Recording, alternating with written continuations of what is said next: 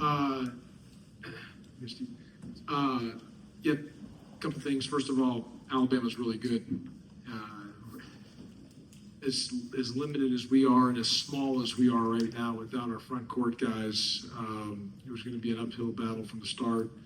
But and they made some great shots, and of course we struggle to score, and we just don't really have an inside presence right now. I mean, Tyron's a freshman playing our 5 spot. He's really a 3/4, and doing that in the SEC against an SEC team, one of the best teams in the country, makes it a little bit tough. And so we just got to get healthy. It's the bottom line. Got to put this behind us. We play Rutgers Thursday at 1:30, and hopefully we get some rest and put this behind us and be ready to go against a very good Rutgers team. But bottom line, credit to Alabama. They're really good. Made some great threes, and I just felt we looked small out there compared to them and compared to an SEC team, and then it just kind of avalanched a little bit here and there, and just one of those nights.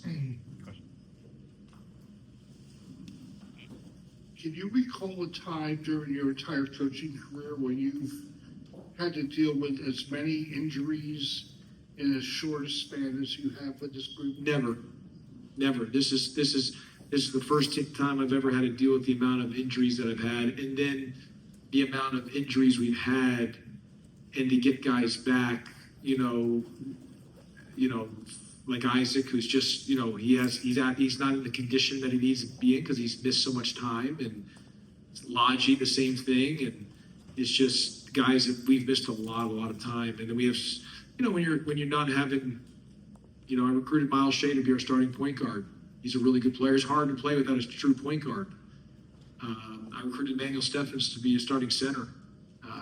Those things are hurt. Jacob was playing great. It's just, you look at our 3 bigs, and I think it's so important to have rim protection, post presence, and we just, with our injuries, it's tough. And then not having a true point guard on the floor at all times makes it really tough too. So, but that's where I keep going back to. The only way we're going to get healthy is through time.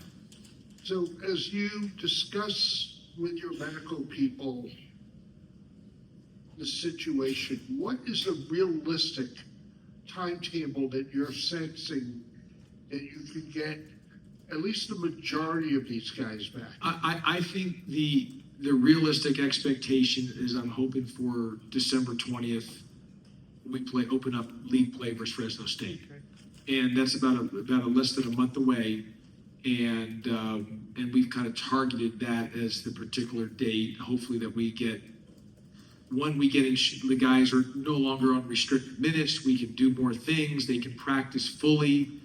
Even the guys like, Logi can't they don't let him practice right now certain days just because his foot.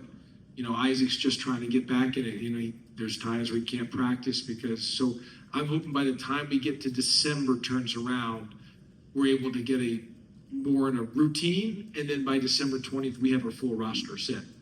Including Shea?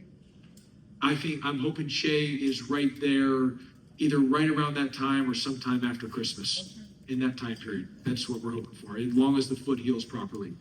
I mean, the guy has a fracture. This is our luck. And he's about to, in our first opening game, I put him in the starting, he's our starting point, and we look really good. Boom, boom, boom. And then on a Sunday night, no contact, steps on it, and refractured the same exact spot. So God bless how that happened. I don't know. How much time do you spend on reviewing film of a game like this, or can that be counterproductive? Yeah, I want to watch the film. I always watch the film, but Alabama's really good. They just stretch you so much defensively. You got to have a rim protector. Even our zone. I just thought we looked small. We were small. We were small compared to them. That's a big-time SEC team, and when you're playing against a big-time SEC, you got to have some size. And I just thought we were small, and then they made some tough threes. They're really, really good. They got multiple NBA guys on their team, and they made NBA type of shots. Talking about turning the corner with injuries, how do you turn the corner with the fouls? Kind of Yeah. get the message through. No, that's been an issue. We got to defend without fouling. The game yesterday is the one, you're thinking, yeah, but, that was, we had a lead, and then, after you look back at the film, we just had multiple times we should have extended the lead, Steve, and we didn't. We were up 6 and 8 multiple times, and we should have got to double digits, and we didn't. And today, it had nothing to do with it, other than they just made some great shots. We fouled too much, but in the end, they're the better team tonight. There's no doubt. And we were just, without our full complement, it was really, really hard just based on our lack of size. Coach, the players that are playing right now, the hustle you're seeing from them, the adversity your team is facing right now, what can you say about the guys playing right now? Yeah, I mean, our guys are competing, and they're giving everything they can. And I think they're worn out a little bit, because we're putting a lot on them to do a lot and to play different positions. Like I actually think we have a big team when we're healthy. Like you could put if you could put a Tyron Jones at the 3 spot or the 4 spot, Kamani at the 3, and Emmanuel Stephan at the 5, then you're big on that front line. Like I think we could have a really good front line, but we got to get healthy. And I keep saying to everything, like, we just got to get to conference play. I mean, I really believe this. Our team's going to be good. I really like our team. We just got to get to, when we get to Mountain West play and we're healthy, like, I think we're going to be a good basketball team. And the more minutes Tyron plays and Isaac and, all these guys, I mean, Dre, and they're going to get better. And the more better we get, the more time, it'll be better the time we get to in conference. But this one, obviously, they punched us, and I'm just telling you, Alabama's really good, and they can really shoot it. They have some really, really good perimeter players, but there's a reason, whether it was through the portal or through the high school rankings, why they were ranked as the best of the best, and they proved it tonight. Coach, you're paced in the first half. Did you feel like you were playing your game or kind of keeping up with them? No, I thought we had a good pace. We just couldn't make as many threes as they were. I mean, they made some great shots and tough shots.